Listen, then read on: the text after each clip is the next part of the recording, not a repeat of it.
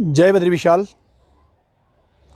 आप सबको उत्पत्तिका या उत्पन्ना एकादशी की हार्दिक शुभकामनाएं। उत्पत्तिका एकादशी है।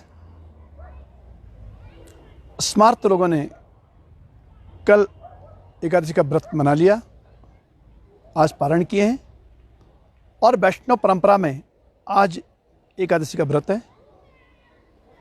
कल प्रभात में पारणा होगी। आपको बताएं, एकादशी की उत्पत्ति यहीं बद्रिकाश्रम में, बद्रीनाथ मेरे ठीक पीछे की ओर सामने ये पहाड़, इसके पास में बद्रीनाथ जी हैं। यहाँ से लगभग 44 किलोमीटर, हम अभी जोशीमठ में हैं और यहाँ से 44 किलोमीटर आगे पहाड़ी के ठीक पीछे भगवान बद्रीनाथ जी आज भी तप किए जा रहे हैं और यहीं एकादशी उत्पन्न हुई है। उत्पत्तिका या उत्पन्ना, उत्पन्न होना है। शास्त्रों में कथा आई है कि कृतयुग यानी सतयुग में एक राक्षस नाड़ीजंग और इसके परिवार में मुर नाम का राक्षस उत्पन्न हुआ। वरदान था इसे, देवताओं पर अधिकार कर गया, मंदिरों पर अधिकार कर गया, यहाँ तक कि स्वर्ग लोक पर अधिकार कर गया। सभी देवता भगवान की शरण में गए और भगवान ने युद्ध किया। तेन श्रांतः स भगवान गतो बद्रिकाश्रमम। बाहुयुद्ध हुआ और भगवान बाहुयुद्ध करते करते थक गए और सीधे बद्रिकाश्रम पहुंचे हैं। और शास्त्र कहता है, तत्र हेमवती नामा गुहा परम शोभना योजन द्वादशायामा एक द्वारा धनंजय। पांडवों को भगवान ने स्वयं ये कथा सुनाई है द्वैत वन में, जब पांडव और घर से बाहर थे, वनवास की ओर थे, तब ये कथा सुनाई है। एक द्वारा धनंजय, एक गुफा है जिसका एक दरवाजा है। 12 योजन बताइए। आज भी प्रतीक के रूप में बद्रीनाथ में ये गुफा दिखती है। यद्यपि योजन द्वादशायामा 12 योजन आज दिखाई नहीं देती हमें, लेकिन एक लंबी सी गुफा आज भी बद्रीनाथ में, ठीक देव दर्शनी, यहाँ अर्थात जहाँ पे भगवान बद्रीनाथ जी के प्रथम दर्शन होते हैं उसे देवदर्शनी कहते हैं। कंचन गंगा और देवदर्शनी के बीच में ये गुफा बद्रीनाथ जाते हुए और दक्षिण बाहु दाहिनी ओर सड़क के पास मिलती है। इसे एकादशी गुफा कहते हैं। इस गुफा में भगवान तेन श्रांतः स भगवान, थक कर गए और प्रसुप्तोस्मि, भगवान कहते हैं मैं सो गया।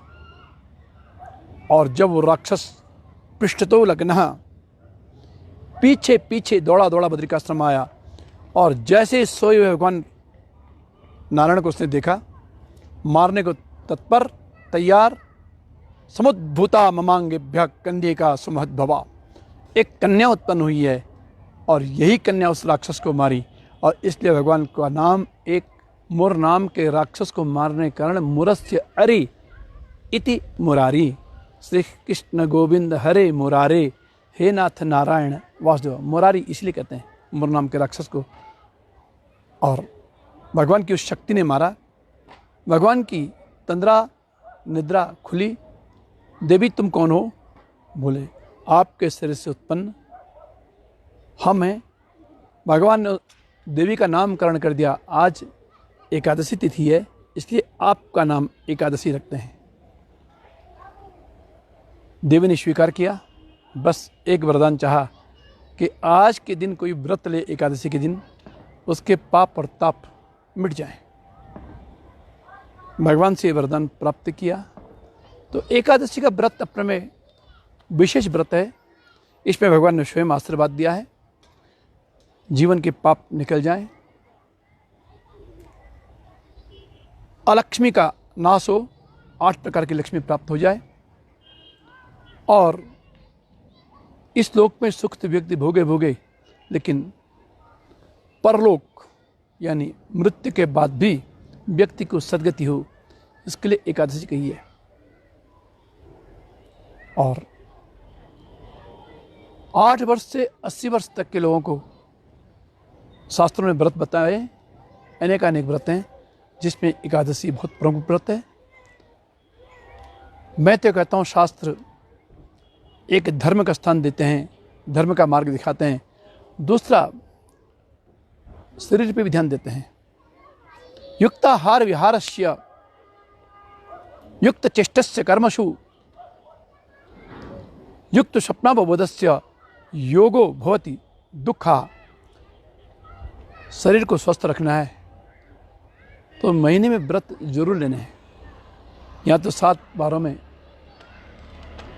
7 व्रत की बात करते हैं, जो आपको अनुकूल पड़ता है उसका व्रत लीजिए। यहाँ तो प्रत्येक माह में पूर्णमासी आती है, पूर्णमासी की व्रत की बात होती है। प्रत्येक माह में सूर्य संक्रांति आती है, संक्रांति के व्रत लेने चाहिए। शास्त्र कहते हैं विशेष पर्व आते हैं, जन्माष्टमी, श्री राम नवमी, चैत्र शारदीय नवरात्रा, महाशिवरात्रि, अनेक ऐसे पर्व आते हैं जिसमें व्रत शरीर के ताप और पाप समाप्त करने के लिए बताएं, पुण्य की प्राप्ति के लिए बताएं। और इन्हीं में एकादशी व्रत है। यथा शुक्ला तथा कृष्णा, शुक्ल और कृष्ण पक्ष माह में 2 एकादशी आती है, एक शुक्ल पक्ष में, एक कृष्ण पक्ष में। दोनों पवित्र हैं, दोनों पूत हैं। इस व्रत को लेकर मैंने अनुभव किया, शरीर स्वस्थ होता है। कई वर्षों से हमारा एकादशी का व्रत चल रहा है। मन में ऊर्जा का संचार होता है और शरीर का जो भारीपन है समाप्त, शरीर में उत्साह, उत्कर्ष। और शास्त्र कहता है कि जरूर आहार और विहार पर ध्यान दीजिए। आप आहार विहार, भगवान की वाणी गीता में, आहार ठीक है, व्यवहार ठीक है तो आप स्वस्थ हैं। और याद रखिए, धर्म, अर्थ, काम और मोक्ष, ये 4 पुरुषार्थ जीवन के बताए हैं। और इन 4 पुरुषार्थ प्राप्त करके ही व्यक्ति ये लोक भी सुधारता है, परलोक भी सुधारता है।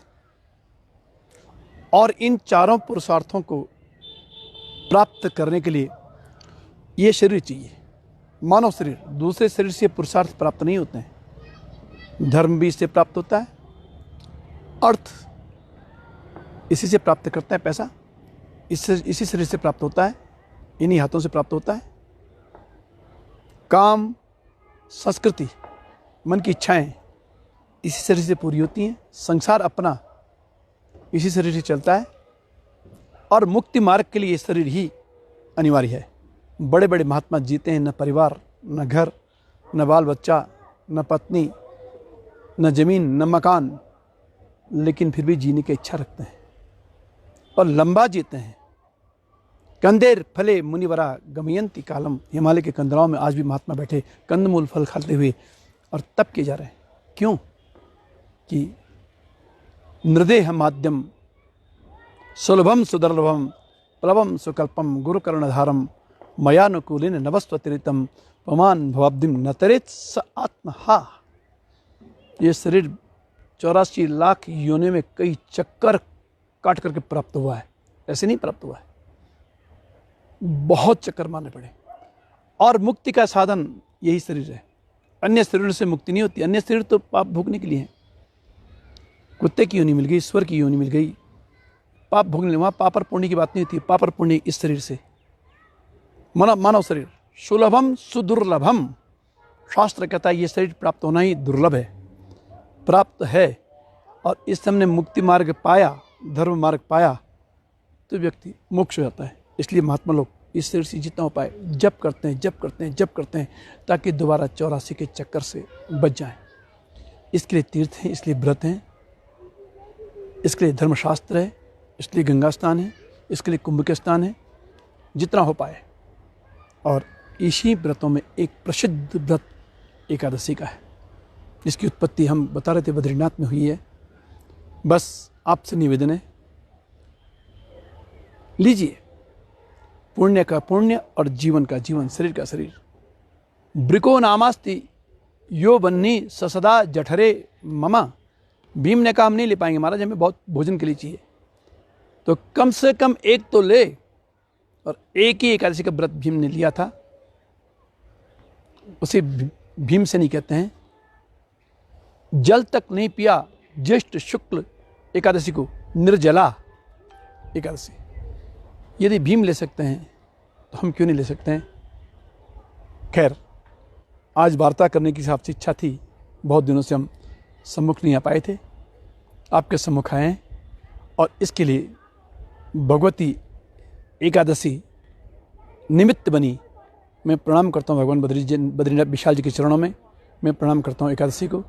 और मैं आशा करता हूँ कि आप जितना हो पाए, पहले दोनों पक्षी हो जाए, नहीं तो एक पक्ष की एकादशी लेने का प्रयत्न करेंगे। आपके जीवन का धर्म बढ़े और सारे जगत का कल्याण हो। बद्री विशाल भगवान की